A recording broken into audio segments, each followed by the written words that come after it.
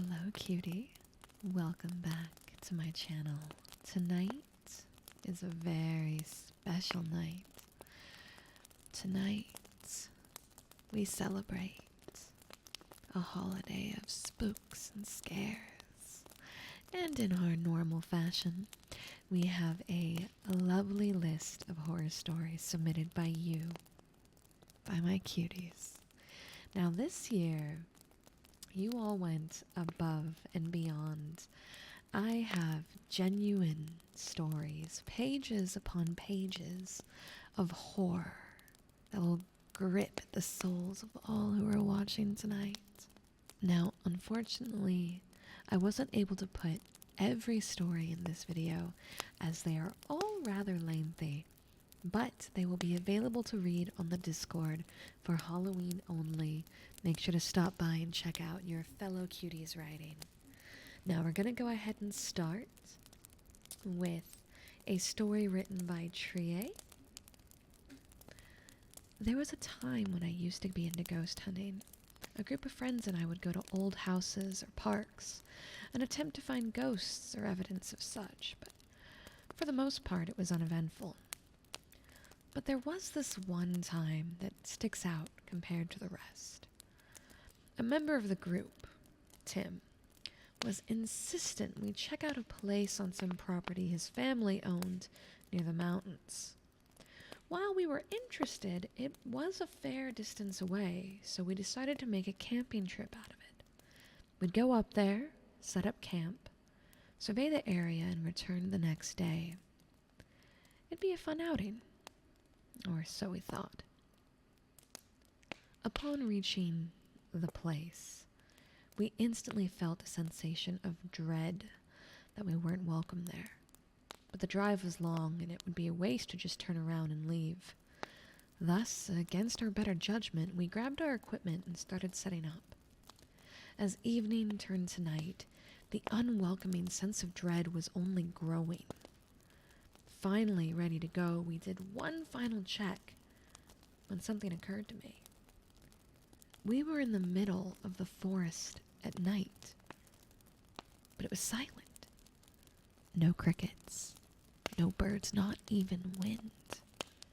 Pulling out the thermometer, I checked the temperature and it was reading low 70s in Fahrenheit.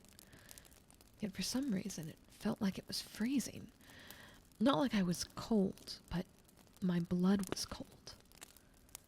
I was freezing from the inside.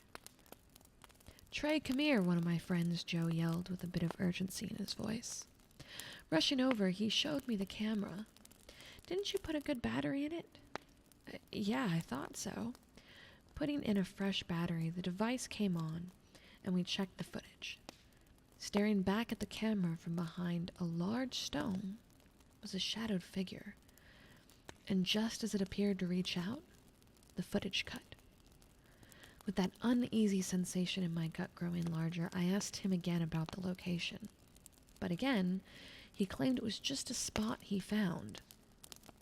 Becoming annoyed with vague answers, I raised my voice. "What are you not telling us?" He snapped back. "There's nothing to tell you." Almost as a response to answer, the sound of wood creaking and snapping filled the air as a tree fell over just yards away from us. In a panic, we grabbed what we could and sprinted back to the vehicle. Attempting to start it up, we were met with a gut-wrenching click of a dead battery. Grabbing the jumper pack, I climbed out of the vehicle and ran to the front of the hood, even though every fiber of my being was screaming to run away. I struggled to connect the cables. My hands were trembling as I felt eyes staring me down, something getting closer. I managed to get the clamps on and I yelled, "Crank it!" Instantly the SUV came to life and I jumped back inside. Peeling out there, the wind picked up with such force that it was rocking the vehicle, as if it were angry that we were escaping. Emerging from the woods, we all let out a sigh, thinking it was over. Joe started coughing uncontrollably. They had asthma and attempted to use their inhaler, but it didn't help. It wasn't long after they started coughing up blood. We rushed them to the hospital for them to be looked at. I eventually lost it and turned towards Tim, pinning them against the wall, yelling, "Where did you take us?" "It was just a campsite. A campsite doesn't feel like that." Tim finally broke down and said that they found a few animal carcasses there with symbols carved into them. They pulled out a stone. A similar symbol was on it. It was a pitchfork with 2 lines crossing it. Snatching it from him, I drove back to the campsite, and without stopping, I rolled down the window and threw it as hard as I could. Joe would soon make a full recovery. The doctors stated it was a severe flu. As for Tim, I haven't spoken to them since. Incredible story, Trey. I have to admit, if this is based on a real story, I'm glad you're still here to tell the tale. But Trey has one more for us, so buckle in. They say that if you go looking for danger, you're bound to find it.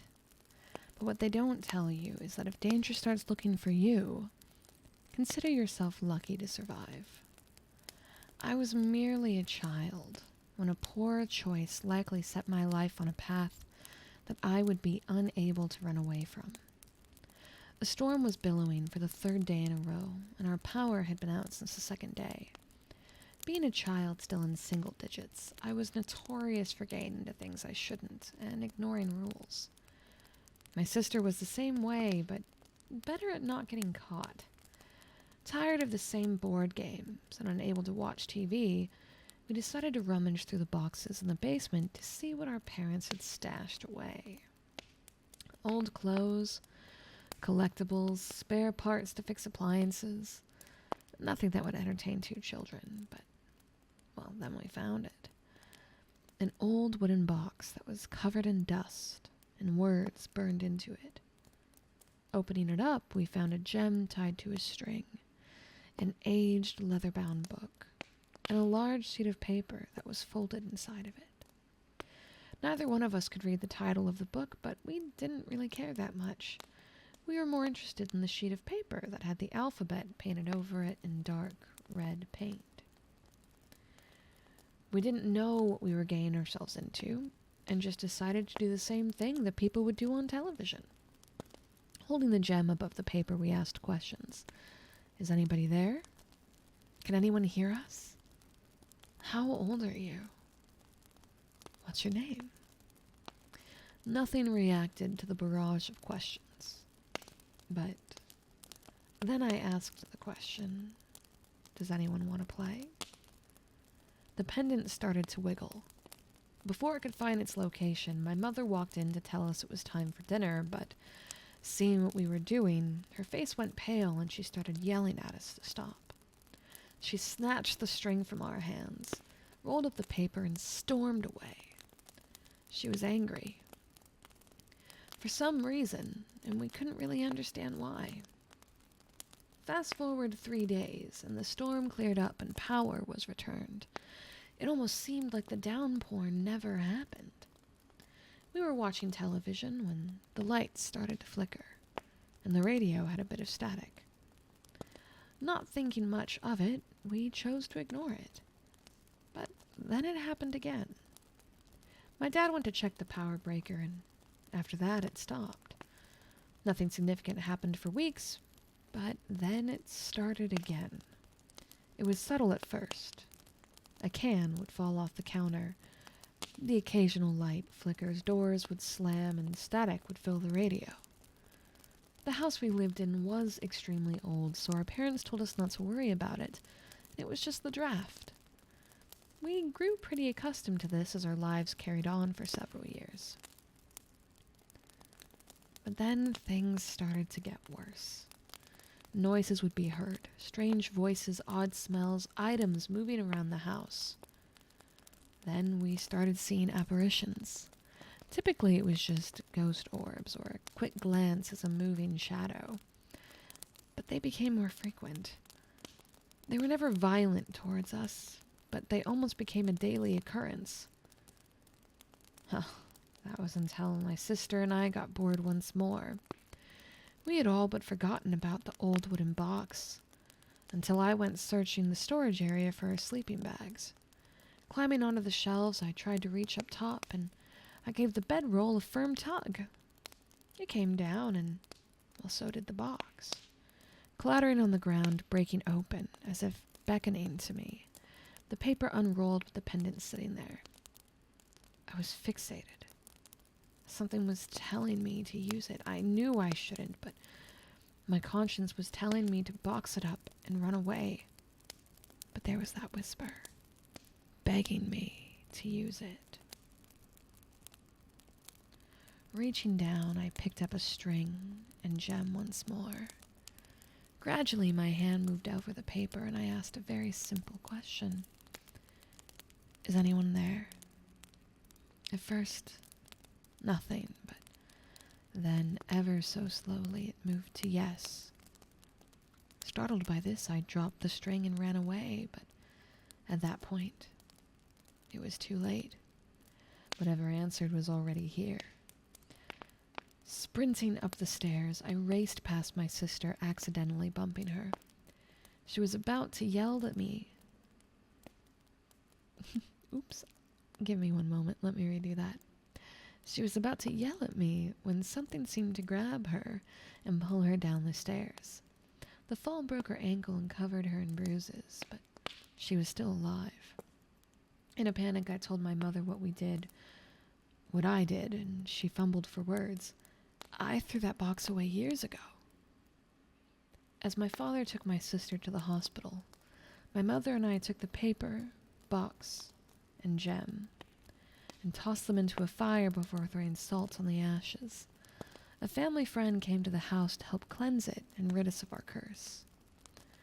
Afterwards, things seemed to be fine, and my sister was healing.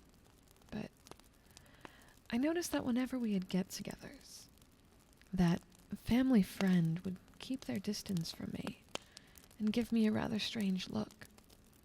I could never understand why until we were moving once more, and as I was packing up my things, there, sitting in the closet, was a wooden box, and inside it was a leather-bound book, a gem on a string, and a paper with letters written in dark red. Well, Trey, I have to admit, I think this one is my favorite story. The way it comes back and back and back is rather chilling. So our next story comes from our local mod, 𝗕𝗲𝗃, who last year shared a few different riveting stories from their childhood. Whether or not this is a real one, well, I guess you'll have to wait and see in the comments. Back in my hometown, we have our fair share of ghost stories and all. And out of all those stories, people have been told to never go down Hangman's Road. So here I am, 5-year-old 𝗕𝗲𝗃, wondering why my dad and his friends decided it was a good idea to go down said road at night. During the day, it's just a long road that goes on for miles with nothing but trees on both sides. But at night, that's when the supposed disappearing happens.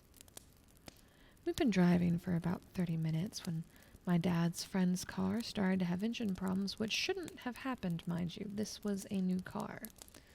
But anyway, he pulls off to the side of the road for us to see what's going on.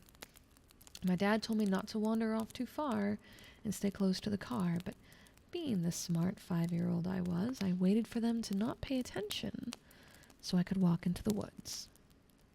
As I was walking through the trees, I could see why they called this Hangman's Road.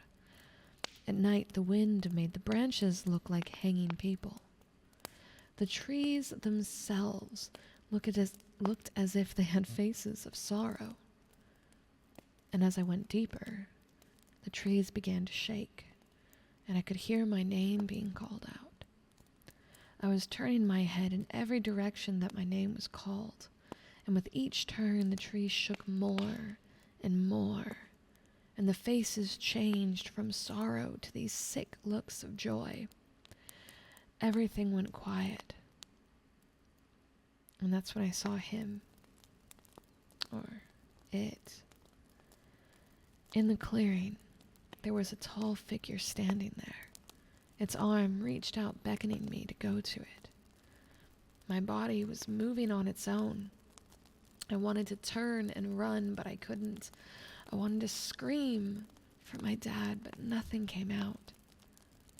And as I got closer, I could hear it. It was laughing, but the laughter didn't feel human at all. It was this deep, sick laughter, and it filled my ears to where that was all I could hear.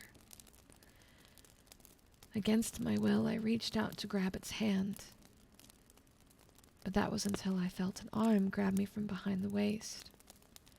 The figure was quickly getting further and further away from me as I came back to my senses, when I heard my dad cursing and yelling at me.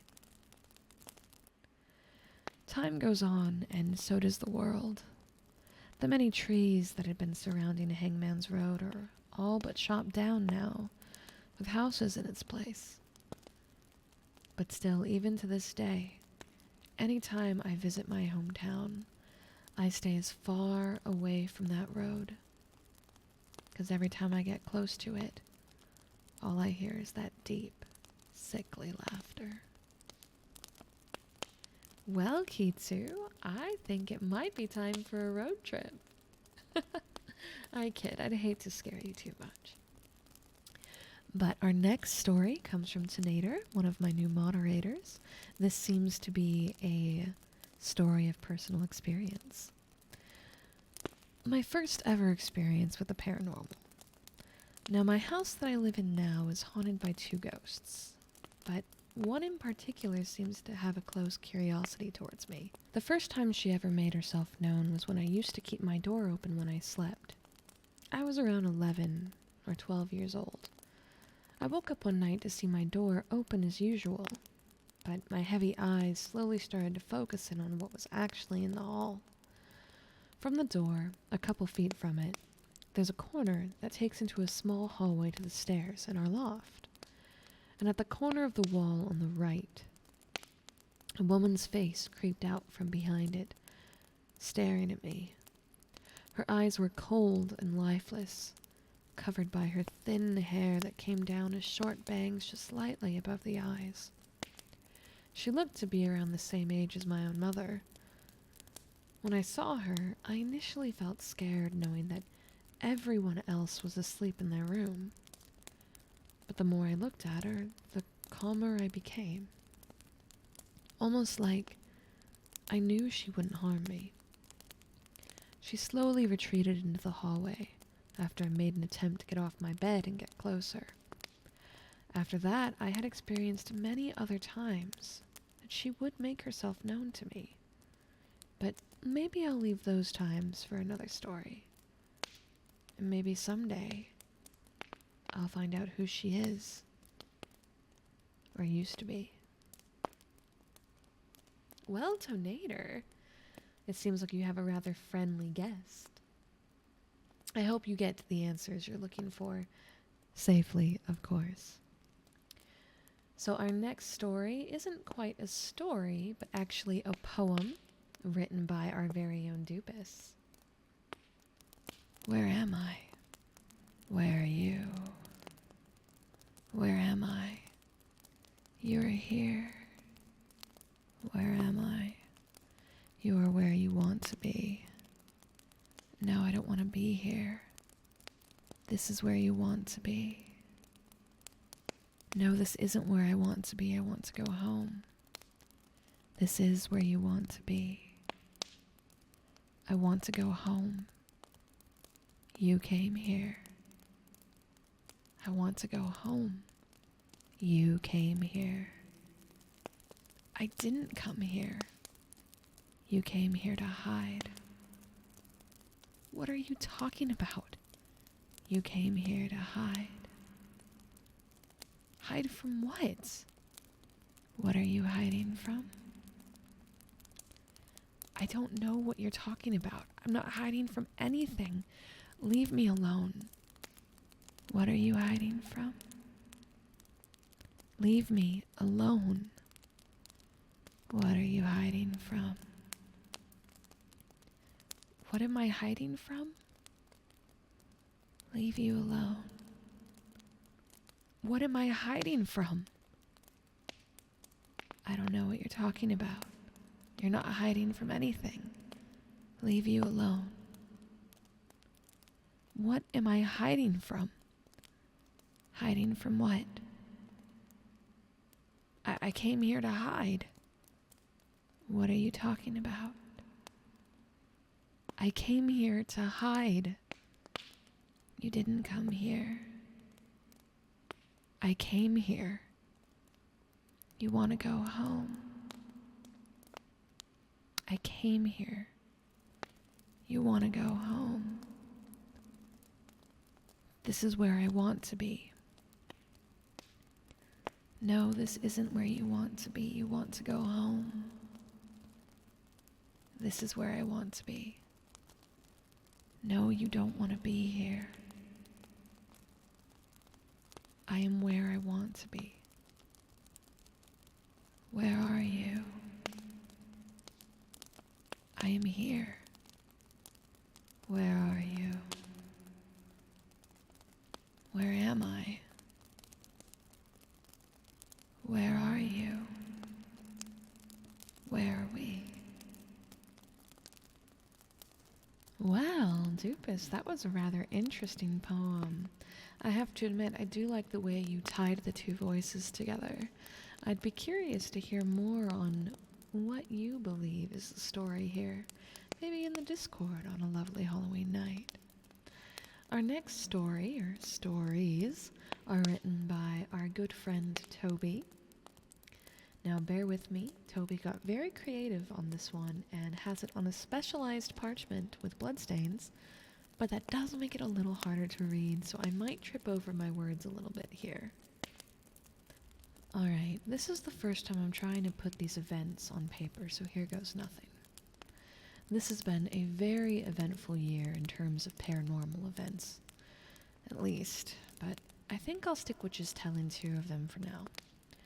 It started when I decided to buy a ticket to visit and stay the night in a haunted building that's well known in my state for being, well, haunted. So I wanted to see it for myself. It started out perfectly normal. When buying the ticket, I told them that I was willing to go into the house alone, but if they had a group that was going that day, I wouldn't be against going in with them. When I arrived, there was a group of people along with who I assumed was the tour guide waiting outside. The tour guide confirmed that I was supposed to be going in, and from there we entered the house and started to roam around. We would hear sounds from time to time, and I always felt that something was watching me, which kept me anxious about the whole thing.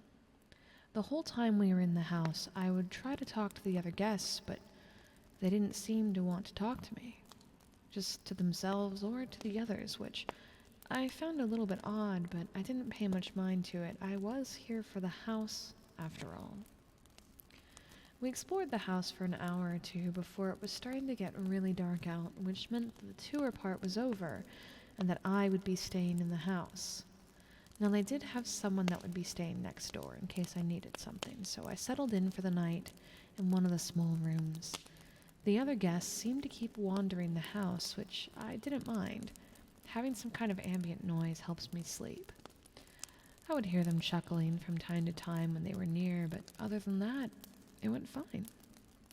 I woke up around 6 a.m. the next day and decided to have a look around the house one last time before having to leave, but I couldn't find any of the other guests. I assumed that they had already left before me, so I wandered for about an hour before I then had to leave. While I was walking around, though, I noticed some pictures that seemed out of place in the house, but couldn't put my finger on why. Before I left the house, I saw the tour guide again, and she asked me if I was all right. I replied with a yes and asked why she wanted to know. She then said something that I wasn't expecting. She said, "Well, the whole time of the tour, you seemed to be talking to yourself." I looked at her confused and told her that I had been trying to talk to the other guests in the house. She then gave me an even more confused look and told me something that even now makes my skin shudder. What other guests? You were the only one on the tour. And here's the second story. Ever since I was little, I have known that ghosts exist. I've had run-ins with them a lot over the years, but there is one encounter I will never forget. I was around 10 when this happened, and well, back then I was a pretty scrawny kid and didn't have too much of an imagination. I liked to find reasons for things. One night I'm trying to go to bed and I guess I fall asleep, but I woke up rather quickly to an odd sound. When I looked around after I had woken up, I wasn't in my bedroom anymore. I was in a school, or at least what looked like a school. The place was run down and seemed like it had been abandoned for years. That's when it hit me. I had to be dreaming. But when I pinched myself, even hit one of the desks in the room, I didn't wake up. That's when I saw him. A shadowed figure was standing in the doorway of the room, just watching me with a sinister smile. He then spoke to me with a voice that filled me with fear. "Welcome, little one. Care to play a small game with me?" Me, being the curious kid I was, told him, "Sure, I'll play." He gave me a chuckle as he then disappeared. As he went away, I decided to start searching the building for some way out, but every door that I could find was locked. That's when I saw it. Something was blocking one of the doorways, but it was too dark to see what it was. So I moved closer to it. As I got next to it, what it was still made no sense to me. So I did the one thing you should never do. I proceeded to touch it. I could feel something that was like fur, but I still couldn't understand why that was until it started to move. Every bone in my body had told me to run, so I did. I started to run through the halls, and when I looked back, I saw the legs of it slowly disappear into a hole in the ceiling, which filled me with fear. And that's when I heard him again. "Well, now you've started the game. Good luck." I tried to figure out what he was about, but at that moment I felt a searing pain in my shoulder as I was pulled up. When I looked up, I could see 8 large, glowing eyes staring at me, with it biting into my shoulder. The man then appeared again and looked at me disappointed. "Oh, that was quicker than I had expected. Don't worry, this won't be your last time here. But for now, you should snap out of it before you hurt someone." Before I could understand what he meant, I was back in my house. But I wasn't in my room anymore. I was in the hallway leading to my parents' room, holding a large kitchen knife. I quickly put the knife away and went back to my room. Upon a doctor's checkup a few days later, I had a weird bruise on my shoulder. The same one the thing bit me on. The same event has happened multiple times since then, with me getting slightly farther and farther. And any time it happens, I'm always greeted almost the same way I was the first time, with the figure asking if I'm ready to retry his little game. Well, Toby, I'm hoping you don't get those nightmares anymore. Lucid dreams can be quite the experience. Either way, our next story was written by Panic, and this one is called Hallows Wind Haunting. It never gets easier, losing someone. She was beginning to learn that all too well, these past few months being filled with loss. It began with their new job, working surveillance in a local graveyard. Simple, right? It isn't like Rachel was going to struggle with staying awake all night. That is basically how she made it through her college days, prior to dropping out. A cup of coffees and plenty of naps throughout the day ought to do the trick. Her love for all-nighters was one of the main reasons she was hired, after all. No, the issues came a week into her job. When she started, the day worker thanked her extensively for taking the job, but warned her of your typical graveyard crap, that they would try to haze you. The price of being a rookie, you know? So she put no faith in his words. Not until the first time she heard it, that is. Excuse me. The scream started after her first week. Of course, the first few times she heard it, she would grab her dinky dollar store flashlight and go look for whoever was trying to haze the new hire.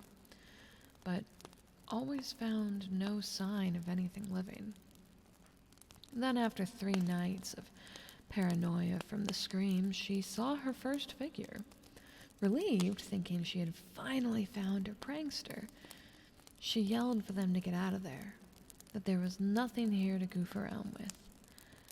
But when they turned to her, when it turned to her, well, her flashlight picked the perfect time to die on her. She had just barely caught the sight of ripped flesh on the thing's chest before the light went out. And then the scream started again. So like any sane person would do, she ran back to her little security building and called her boss, frantically trying to explain. But all her boss told her was to stick it out for a few more hours and she could go home and sleep it off. So she listened. She should have known better. Her night began awfully, narrowly avoiding a wreck on the way to the graveyard the following night, spilling her triple espresso all over her pants. Then she finds out she forgot her brand new flashlight, having to resort to the barely clinging to life flashlight from the previous night. She had no clue how on earth it was still working, but for once, it was quiet again. The rest of the night went without a hitch. It wasn't until she had gotten home that morning, getting ready to sleep, that anything else went wrong. Her sister had died in a car accident last night. Granted, she wasn't necessarily close to her sister, the two of them going their separate ways for school, but she was still family. Of course she was going to grieve. However, she returned to work that night either way, naturally needing money. She was already living paycheck to paycheck as it is. Rachel found herself just getting through the next 3 weeks of work, finding ways to tune out the screams, ways to explain the figures she would see, just out of the range of the lights. If she managed to put a light on them, she would chalk the horrifying injuries up to special effects makeup, or cosplayers wanting to scare the crap out of whatever poor soul was working that night. Her day shift friend John tried to explain to her they weren't human, but she would just laugh him off every time. Oh, how she wishes she hadn't. It had only been a month and a half since she had moved to this small town, so on her first day off, and who knows how long, a mandatory rest day, as she had told her boss about the weirder things again, and, well, he insisted she take a day off to get her stuff together. She decided to go to a local diner. She had to start making friends, right? Turns out she found someone she really liked in that diner, someone who asked her on dates. She could get through those nights now, knowing there was someone who wanted to make her feel loved waiting for her. Their relationship moved quickly, and her partner was even there as she grieved her father's death a couple weeks later. Apparently, he died of a heart attack on the way to visit Rachel. Again, she had to miss the funeral. Then came the night that she saw her first group. Feeling tired of these cosplayers or whatever that were messing with her, she decided to approach them again. The stench of them made her gag. This time it was her screams that filled the graveyard as she saw one body without a head, another with clawed-out eyes, someone with clothes half burned off, and another with no arm. She was given another mental health day after she told her boss this. Her partner treated her to a nice date and tried to help her, noticing that Rachel was beginning to slowly go crazy with this paranoia. But they were shot in a drive-by on the way home with groceries for the homemade pasta they were planning. Pasta had always been Rachel's favorite dish. In this funeral, Rachel attended.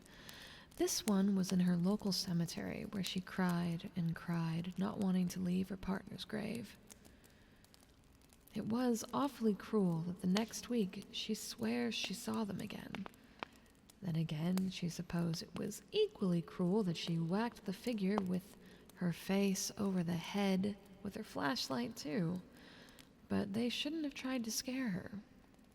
Finally, Rachel had had enough and decided to quit this draining job, finding work at a small, quiet library to pass her days, well, her few remaining days, in. After all, the spirits in the town of Hollow's Wind don't like to be ignored.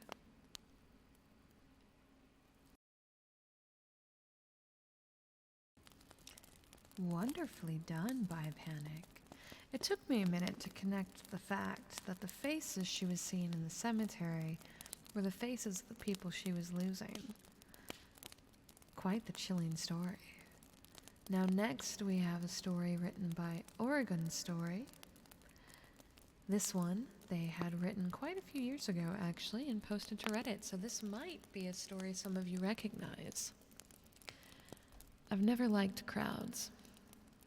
Until a little while ago, you'd never have spotted me in a crowd. Sure, I might have been there, but you wouldn't have seen me. And even if you had, I wouldn't have stayed for long. I'm not the kind of person who draws attention to themselves. But then again, there was no reason why you'd have really looked. I'm not a big guy, but I'm not small either. 5'7" is a respectable height, and I try to take care of myself, but I've never been a gym freak. I'd never have described myself as bright, but I got through high school with just enough effort to get the college of my choice. I try not to talk, as I prefer to listen. I find it's more comfortable that way. And I've never liked crowds. Something about them always bothered me, even as a child. Crowds meant loud noises and strangers. Crowds meant having to share my toys and having to watch my temper. And worst of all, they meant that inside, it felt like being stuck on a tidal wave, or in the belly of some creature. A thick, swarming, amorphous mass with one giant hive mind that could turn on anyone and anything at the slightest provocation. I had seen people I loved and respect turned into slavering, roaring animals by the mob, and I was determined to never let it take me.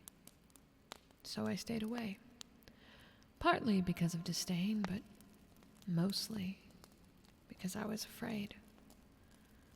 I'd lived my whole life like that, watching from outside that bubble, and to be honest, I was pretty happy on the periphery. I'd never regretted my decision until a few months ago. Around late October last year, I finally got home for my first break since the school year had begun. My college was several hours from where I lived, so I stayed on campus full-time except for holidays longer than a week. It was my first time living away from my parents, and with the small number of lectures I had every week, I spent a lot of time thinking about home in the first couple of months. So naturally, once I got home, I didn't really want to move too far away from my bedroom. I had plenty of time to meet my friends the following week if they were free. I just wanted a few days to settle back in and after my stretch away. It suited my parents all right. They both worked as accountants for the same company, so they had to tally the numbers on the last day of every month to make sure the figures matched company records, meaning they'd have to stay late to double-check everything.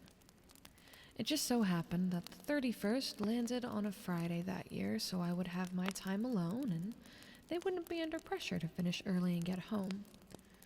We all thought it was the perfect arrangement. We live a bit out of the way, you see. Not in the middle of nowhere, but still several miles from our next neighbor or the nearest village. And even that place wasn't big enough to deserve a spot on the map. My parents were always worried we'd be targets for burglars because we were so isolated. It hadn't happened before, but it had to other people we knew, and that scared them. But with me at home, the house wouldn't be empty. I'd act as a deterrent, and if worse came to worse, I'd at least be there to call the police.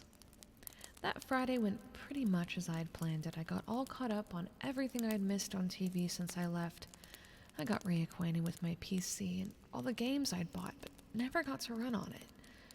And after weeks of really bad college food, I finally got the home-cooked meal I'd been waiting for. It wasn't until around 6, when it got dark, that things started to go off script. I was huddled in my room on my PC, only sort of paying attention to the movie that was playing in front of me. In honor of Halloween, I was watching the remake of amityville Horror, and as someone who enjoys a good scare, I can tell you it wasn't very good. It never really had any bite. Not until during a scene, when a blackout in the cursed house was happening, when my screen suddenly went dark, and all the lights in my house burned out. That scared me, all right. I pulled out my phone, the only thing I had on me for light. I made a quick call to a friend out in the village to see if the power was out there too. Around holiday times, blackouts weren't too rare. He said they still had lights, so it must have just been my street. I tried the circuit breakers in the kitchen as well, and nothing had tripped. It was dark, and it was going to stay that way. I was tempted to leave and risk the walk in the dark for the next few miles to the village, but the only exit from the garden was through the electric gates. Those things were wrought iron, and when the power had gone before, it had taken both my dad and I to move even one. I was pretty much stuck. Unsure of myself, I called my dad. He said it would be a few hours before he could get home, so just to take some candles from the junk cabinet in the kitchen and put them up around the house. I did as he asked, making sure that you could see right down the house through the long corridor that cut the place in half. They fended off the worst of the dark, but they were small and had the unfortunate effect of making all the shadows at the edges of the room even heavier. It didn't help that every time I walked past, the gust I made caused the shadows to lunge forward for a second before retreating back to the corners. But the combination of the coincidental blackout, flickering shadows, and the thought of how many horror movies end like this running through my head, it would be an understatement to say I was uneasy. And worse still, I had nothing to take my mind off it. The candles didn't give off nearly enough light to read by, and everything but my phone needed power to work. With my phone down to less than 10% battery, I was much more inclined to save what little energy it had for an emergency rather than waste it. In the end, my best choice was to go to bed and hopefully get woken up by the power returning. I climbed in, still clothed, and just dozed for a while. It was still too early to be tired, but I didn't want to sit in the dark for another 3 hours until my parents got home, or however long it took for the power to return. From my bed, I could still see straight down the hall where the candles were still glowing from the other rooms. I could keep an eye on them and make sure that none of them burned over or caught anything alight. At that point, there was nothing left to do but just wait. That's when the light in the kitchen went out. I was startled, all right, but I just shrugged it off. A draft could have put out that candle easily. It wasn't anything to worry about. But then the light in the living room was snuffed too. No less than a minute later. Literally one room up from the kitchen, all the lights suddenly vanished. There was no way it was a draft now. The living room was big. It took at least 4 candles to get the place lit up, at least halfway decently. There wasn't a chance in anything that all of them were blown out simultaneously by a single gust. Something was killing the light. I started to think real hard, hoping in a weird way that it was an especially talented burglar. At least they'd take my stuff and leave. But as the next set of candles went out without noise or movement, I was really starting to doubt that possibility. My rational mind was repeating constantly that the candles had probably burned down to nothing, but years of childish terror and overactive imagination was screaming every horror in existence through my head. It felt like something was grabbing my chest from the inside, cold fingers squeezing my lungs and heart as my breath came in, only quick, wispy snatches. The next set of lights were gone now, and there weren't many candles left between myself and the dark. I wanted to make a move, but I was petrified into place.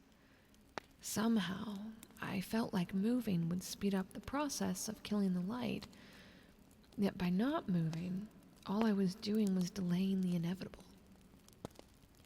Both bathroom lights were gone now, and there was only one candle's worth of illumination between me and total darkness.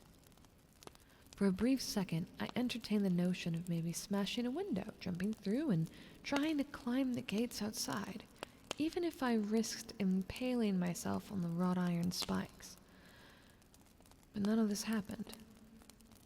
Within a few short seconds, the final candle was extinguished, and I was left in complete and total smothering darkness. For whatever I'd said before, I would have traded any crowd, any packed, noisy building, or any wild, uncontrollable mob for the isolated helplessness and near-perfect silence I experienced in that moment. I say near-perfect because after only a small pause, a gentle padding began along the corridor, the soft, encroaching steps of something taking its leisurely time coming towards me. It was a softened foot followed by gentle successions of taps so fast they almost sounded like noise. The only thing I could say is that it sounded like the noise when a cat makes when it walks on wood, with its claws out, but slowed down so that each step was 2 successive sounds each. I couldn't tell you how long I sat like a statue as that noise crept closer, but by the time it reached my doorway, every muscle I had from the waist up was burning under the strain of total lack of motion. In some feeble attempt at giving myself a chance, I managed to get my hand around the pocket knife I kept on my locker and eased out the blade. Deep down, I knew that I was probably better off using that knife on myself before whatever was making that noise got close to me. But as ashamed as I am to say it, the plan to end it myself before it got near had crossed my mind several times. But it seemed someone out there was looking out for me. Just as I heard the first step enter my room, the headlights of my dad's car came through the gates of my window. I'll never be sure what I saw for 1 second, but I'll never forget it either. And then it was gone. The power came back in one fell swing just as my dad put his key in the door. Naturally, he gave me a funny look when he found his nearly adult son in a cold sweat in bed, clutching a pocket knife with white knuckles. But after seeing the movie that had now resumed on my PC, he just made a joke about me being a sissy before going to the kitchen for his dinner. I let him believe his theory when Mom came in and told me. We laughed about it, and I almost started believing him too when I had collected those candles that night that had barely even been singed and were covered in shallow cuts that hadn't been there before. No, what I had seen was real. I was sure of that. Or at least that's what I choose to believe. I went back to college early after that, leaving the break. Was finished with the weak excuse that I had a lot of assignments due next semester. I bunked with the foreign exchange students until school officially reopened. I haven't been home since that night, and I have no intentions of doing so anytime soon. I'm planning to move out as soon as I possibly can and not visit home again if I can manage it, and only during the day, if I absolutely must. I never sleep alone anymore. I traded my single room in college for a 2-man with some Korean guy. It's alright, I guess. I still don't like crowds, though. Nothing about them has changed. I still hate every element of unpredictability, danger, and the lack of control you have. They still disgust me, and they frighten me. But I'm always in them now. My friends, my friends think it's some kind of miracle to do a complete 180 degrees turnaround from introvert to extrovert in only a few months. We still joke about it, my going from the downer to the life of the party at every opportunity. Yet I hate every second of it. Doing all this stuff, it terrifies me. Being in the center, bent to please everyone around me with so many eyes watching, it makes me so scared that I feel physically ill. But I swallow my fear. No matter how much I hate it, how much it makes me sick, or how much it terrifies me, I take all of it, because all of that is nothing compared to the terror I felt that night. Goodness, Origin. This was quite the story. I think this will keep me and everyone else who sees this video on the edge of our toes for the rest of the night, if not more. Alright, cuties. Well, as much as I'd love to keep going, we're going to have to end our lovely Halloween night here. Some of you cuties wrote some absolutely amazing stories that were a little too long for this episode. But maybe we can do an extra spooky story video coming soon. Now I hope you all have a lovely evening of spooks and scares. Don't forget to leave a like and let me know in the comments below what story was your personal favorite. And I will see you cuties next time.